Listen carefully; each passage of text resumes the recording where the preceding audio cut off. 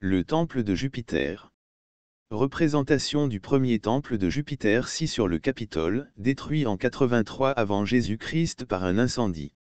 Sa reconstruction commença au cours de cette même année mais fut achevée 14 ans plus tard, en 69 avant Jésus-Christ.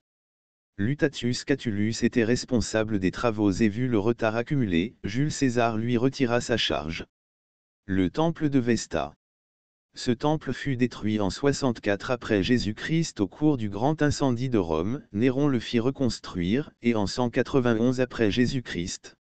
Julia Domna, épouse de Septime Sévère le restaura. Sur cette monnaie on peut voir, une chaise curule placée à l'intérieur de ce temple hexastyle et circulaire, surmontée de 2 acrostolia et d'une statue de Vesta. À gauche est posée une urne de vote et à droite est représenté un bulletin de vote où est inscrit AC qui signifie Absolvo condano jacitu je condamne. Le temple du Divus Julius. Le deuxième triumvirat autorisa la construction du temple de Divus Julius en 42 avant Jésus-Christ. Cependant Octave en revendique le choix. La consécration officielle du temple en 29 avant Jésus-Christ a été célébrée avec des jeux organisés par Octave.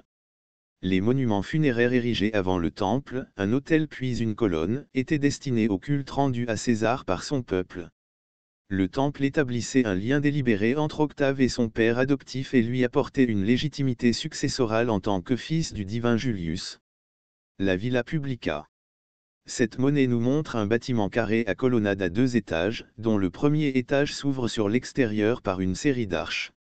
Il était décoré de peintures et de statues selon Varron. La Villa Publica existait encore au IIe siècle, mais de taille très réduite. Aucune ruine ne subsiste aujourd'hui.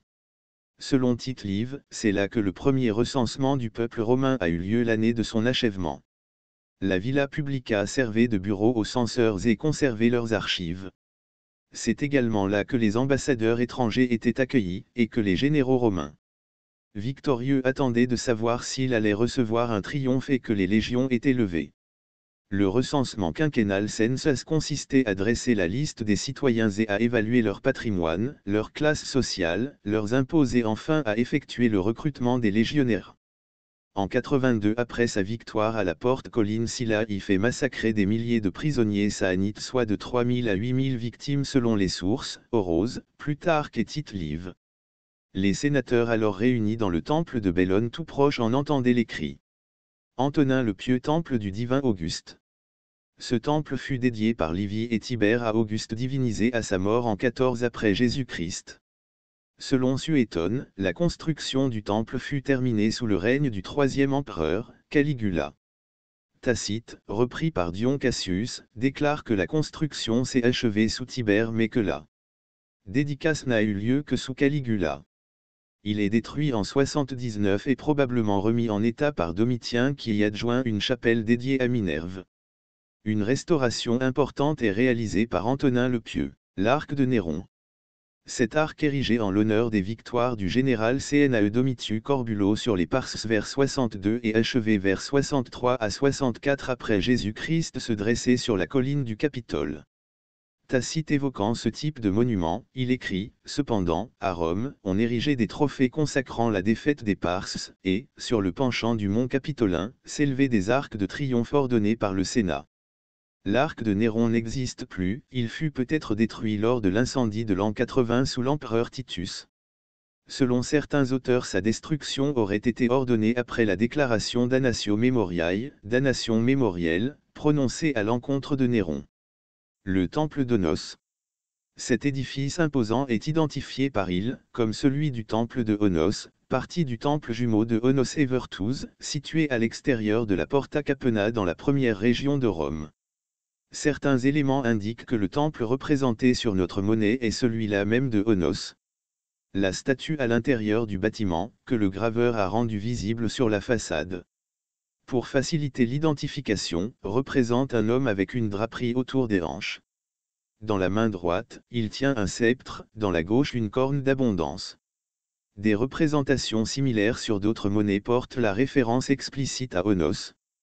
Onos ne signifie en fait rien d'autre que l'honneur.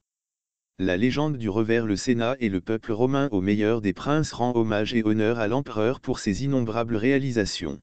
Le temple de Jupiter Victor.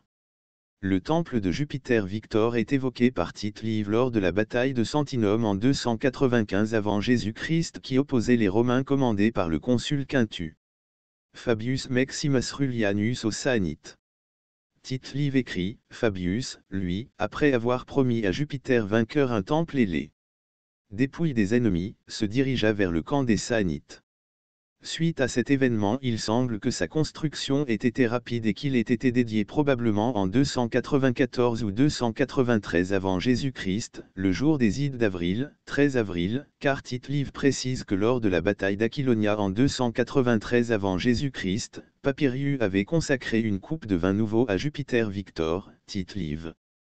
Le temple semble avoir été endommagé ou détruit, probablement lors du grand incendie qui a ravagé Rome en 80 avant Jésus-Christ. Il a été restauré sous l'empereur Domitien, qui a considérablement agrandi la structure d'origine. Cet imposant bâtiment est un temple octastyle du type corinthien avec une façade octogonale. Il comporte des colonnades sur les côtés, des marches frontales et à l'intérieur, une grande statue de Jupiter Victor.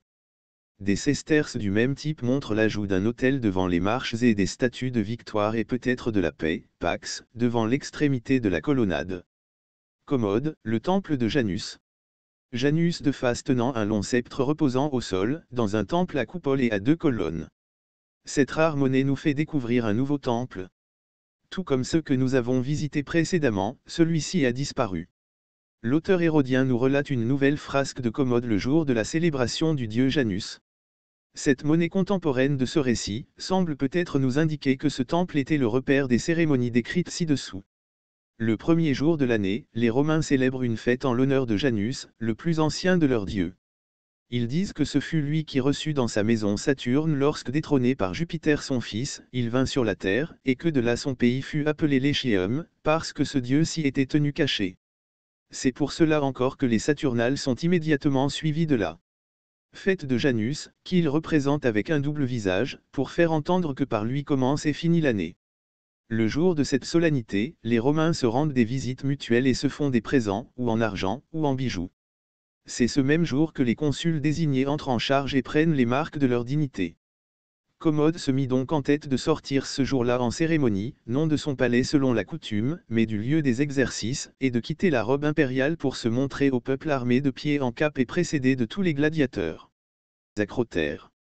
Nicomédie, l'actuel Izmite sur le golfe du même nom à l'extrémité nord-est de la mer de Marmara, a reçu le premier titre de cité Néocore sous Antonin le Pieux pour la construction d'un temple dédié à l'empereur Adrien, l'attribution d'un deuxième Néocore et la mise en place de jeux en l'honneur de Commode, Commodeia, ont eu lieu, selon les monnaies, sous Commode, auquel un temple a peut-être également été érigé. Le troisième Néocore a été attribué à la ville sous Élagabal. Note, cité Néocore, ville consacrée à une divinité ou lieu de culte impérial. Le sanctuaire fédéral des Trois Gaules à Lyon. Ce sanctuaire était situé sur la colline de la Croix-Rousse. Le premier et principal autel peut être reconstitué à partir de textes et de représentations monétaires. Le géographe Strabon l'a décrit dans son contexte, Lugdunum est la plus peuplée de toutes les villes de Gaule. L'exception de Narbo, car non seulement elle sert d'emporium, comptoir maritime, mais les gouverneurs romains y frappent leur monnaie d'or ou d'argent. Le temple dédié à César Auguste par tous les Galatées. Situé en face de la ville, au confluent des rivières. On y trouve un autel remarquable, portant une inscription des noms des tribus, au nombre de 60, et aussi des images de ces tribus, une par tribu, et aussi un autre grand autel. Un temple mystérieux. Représentation de Mercure avec ses attributs traditionnels, dans un temple. Tétrastyle décoré de différents éléments liés à cette divinité, une tortue, un coq, un bélier, un caducée, un casque ailé et une bourse. La légende religio-Augusti, la religion de l'empereur, relie la figure de Mercure au sentiment religieux de Marc Aurèle. Le Circus Maximus a été construit pour le divertissement et les spectacles, sacrés et profanes, tels que les courses de chars, les courses de chevaux et les combats de gladiateurs. C'est l'une des plus grandes arènes jamais construites, 600 mètres de long et 140 de large, le cirque pouvait accueillir jusqu'à 300 000 personnes.